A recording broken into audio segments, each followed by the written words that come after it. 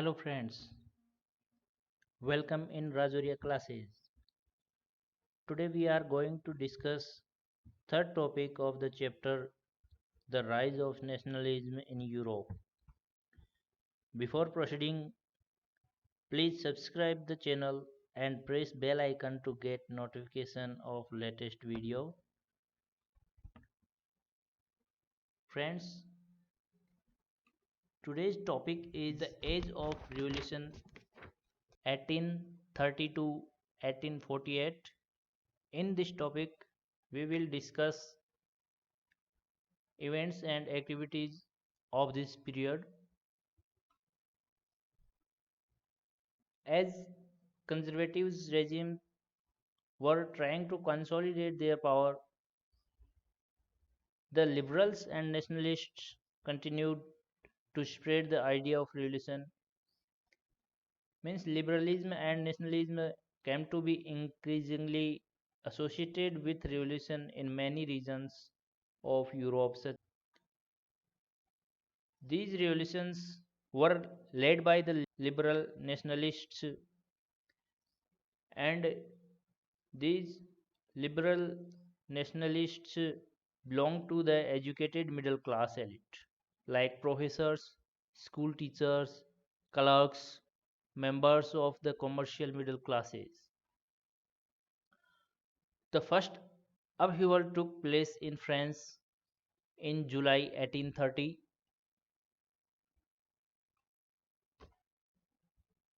In this upheaval, the Bourbon king were overthrown by liberal revolutionaries. The Bourbon king, who had been restored to power during the conservative reaction after 1815, now he were overthrown by liberal revolutionaries, and these revolutionaries installed a constitutional monarchy, and this constitutional monarchy was headed by Louis Philippe. About the importance of France, Metternich once remarked, when France sneezes, the rest of Europe catches cold. The July Revolution sparked an uprising in Brussels, which resulted in Belgium breaking away from the United Kingdom of the Netherlands. Independence of Greece. Greece played an important role in emergence of nationalist feelings.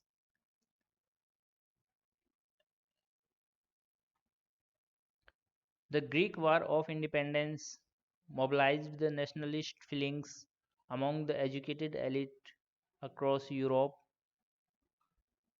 The struggle for independence among the Greeks began in 1821. Greece was a part of Ottoman Empire. The nationalists in Greece got support from many Greeks who were living in exile.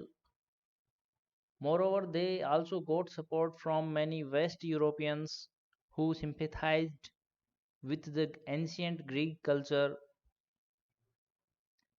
Poets and artists lauded Greece as the cradle of European civilization and mobilized public opinion to support this struggle against the Muslim Empire.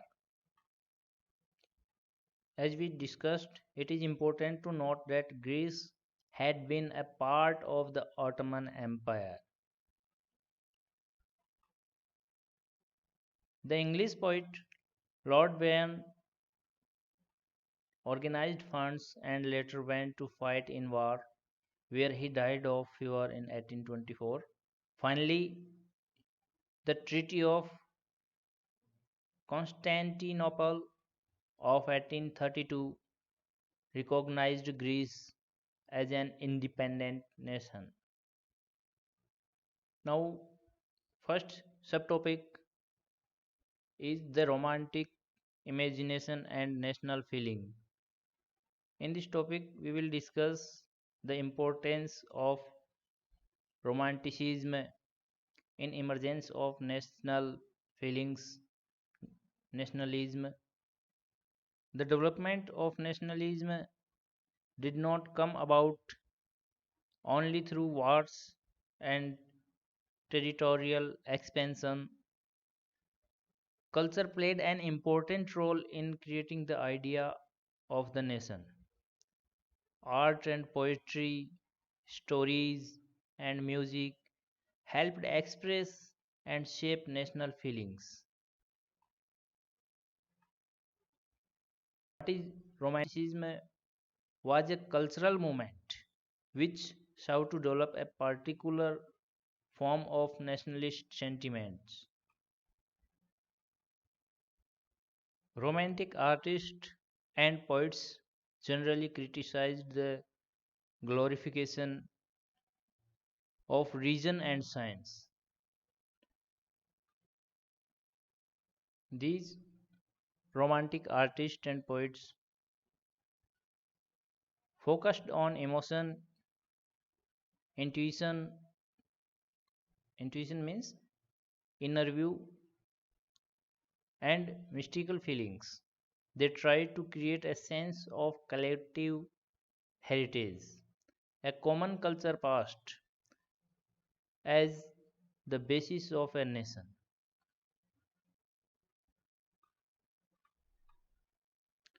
Other romantics, like the German philosopher Johann Gottfried Herder, claimed that the true German culture could be discovered among the common people. These common people are called in German language Das Volk. These romantics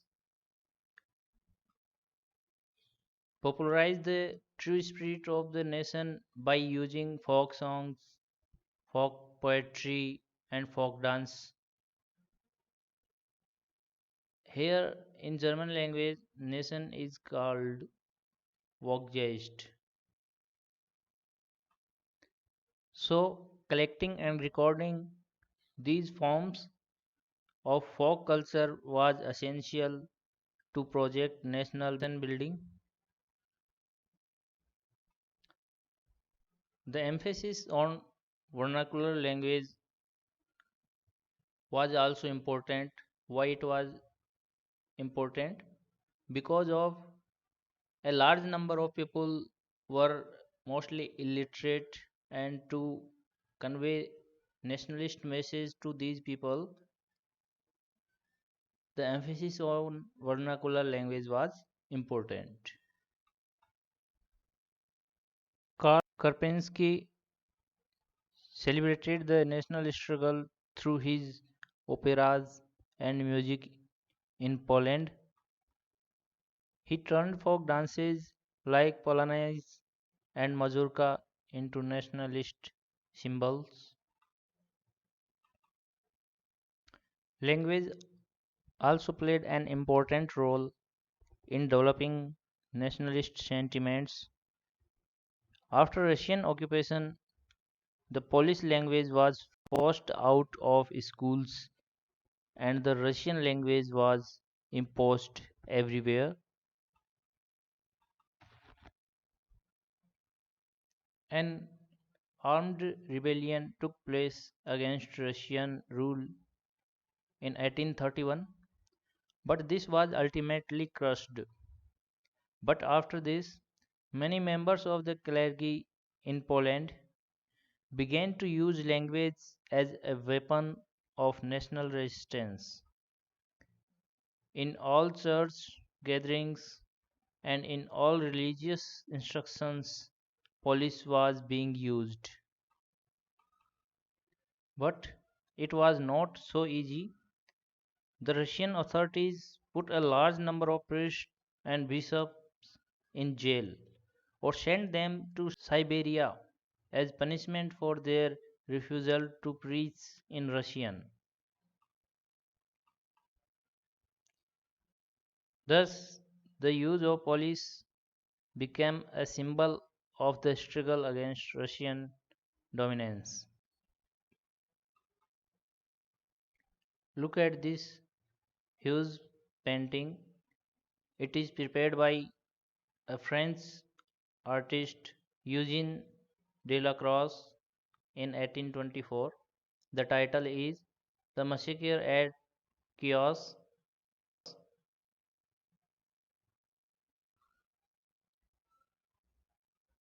This huge painting depicts an incident in which 20,000 Greeks were killed by thugs on the island of Chios. By dramatizing the incident, focusing on the suffering of women, children, and using vivid colors, Delacroix sought to appeal to the emotions of the spectators and creates sympathy for the Greeks.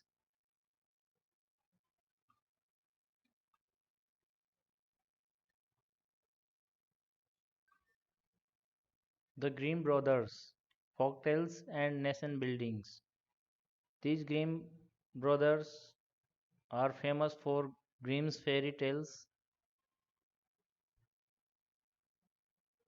The, the brothers Jacob and Wilhelm Grimm were born in the German city of Hanau in 1785 and 86 respectively.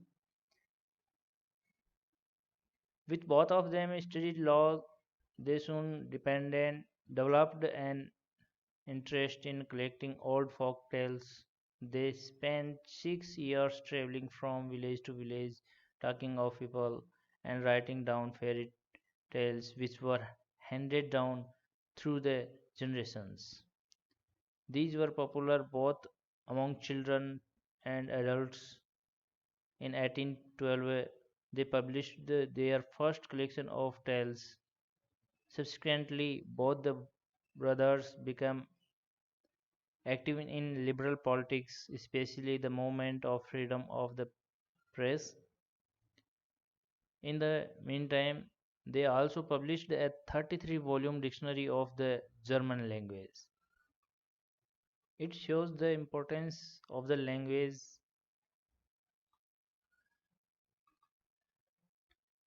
Next, next subtopic is hunger, hardship, and popular revolt. The 1830s were year of great economic hardship in Europe. There was huge growth in population in the first half of the 19th century. In most countries, there were more seekers of jobs than employment. Number of employment had increased manifold. Population from rural areas migrated to the cities to live in overcrowded slums. Small production, small producers in town were often faced with stiff competition from imports of cheap machine made goods from England, where industrialization was more advanced than the continent than on the continent. This was especially so in textile production, which was carried out mainly in homes or small workshops and was only partly mechanized.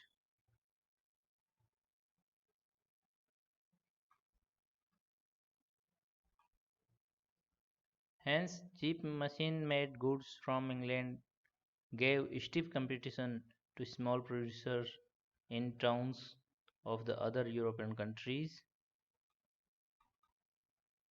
In some regions of Europe, aristocracy was still powerful, and the peasants were under the burden of feudal dues and obligations.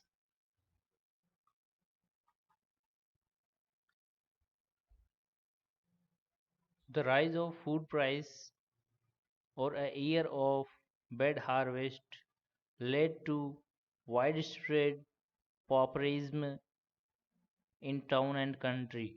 Pauperism means beggarliness or poverty.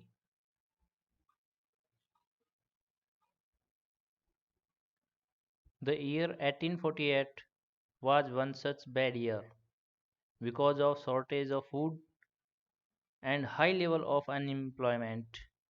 The people of Paris came out on the roads.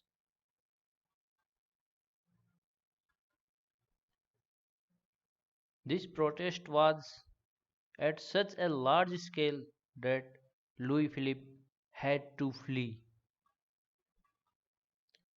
A national assembly proclaimed a republic.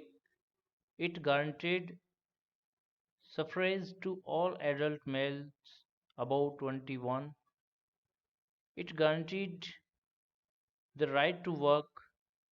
National workshops were set up to provide employment. This is a picture peasants uprising 1848.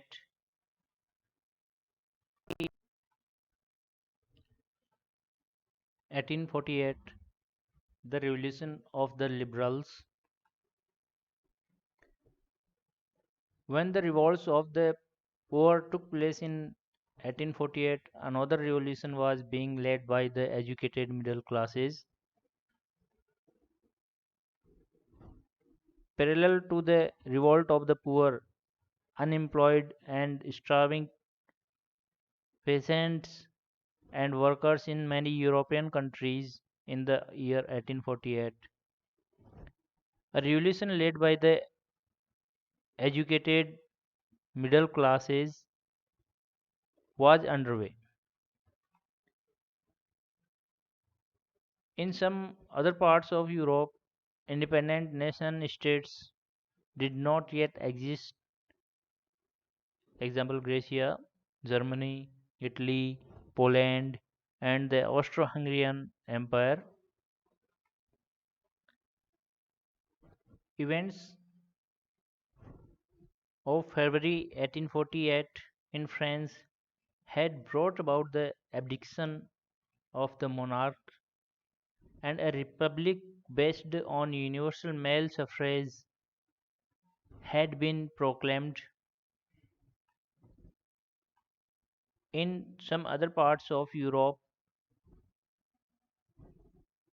where independent nation states did not yet exist, such as Germany, Italy, Poland, and the Austro Hungarian Empire,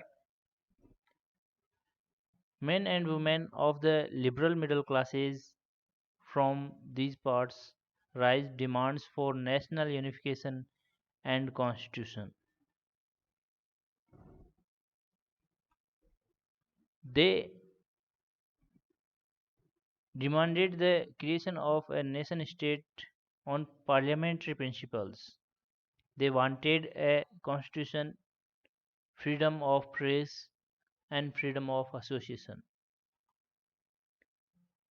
They took advantage of the growing popular unrest to push their demands. In the German regions, a large number of political associations whose members were middle class professionals, businessmen, and prosperous artisans came together in the city of Frankfurt and decided to vote for an all German National Assembly.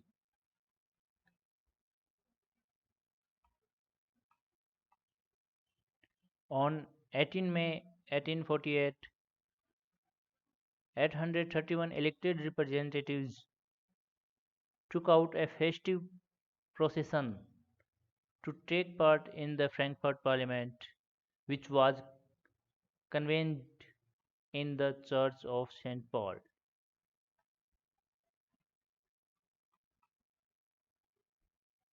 They drafted a constitution for a German nation to be headed by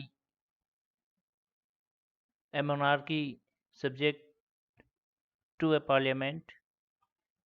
When the deputies offered the crown on these terms to Frederick William IV, King of Prussia, he rejected it and joined other monarchs to oppose the elected assembly.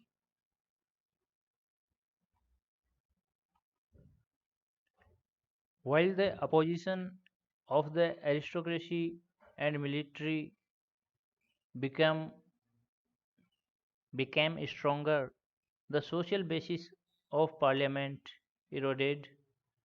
The parliament was dominated by the middle class who resisted the demands of workers and artisans and consequently lost their support. Finally, troops were called in and the assembly was forced to disband.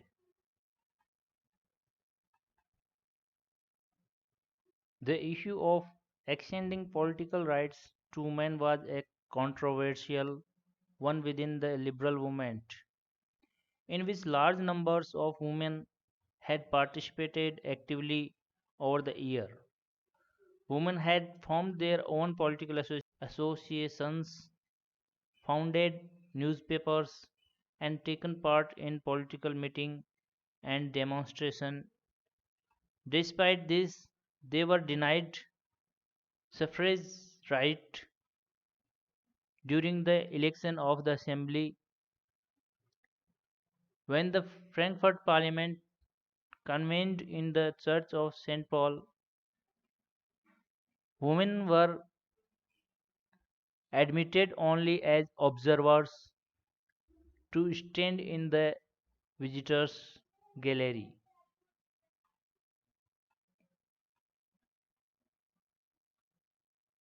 Although conservative forces were able to suppress liberal movements in 1848, they could not restore the old order. Monarchs were beginning to realize that the cycle of revolution and repression could only be ended by granting concession to the liberal nationalist revolutionaries. Hence, in the year after 1848, the autocratic monarchies of Central and Eastern Europe began to introduce the changes that had already taken place in Western Europe before 1815.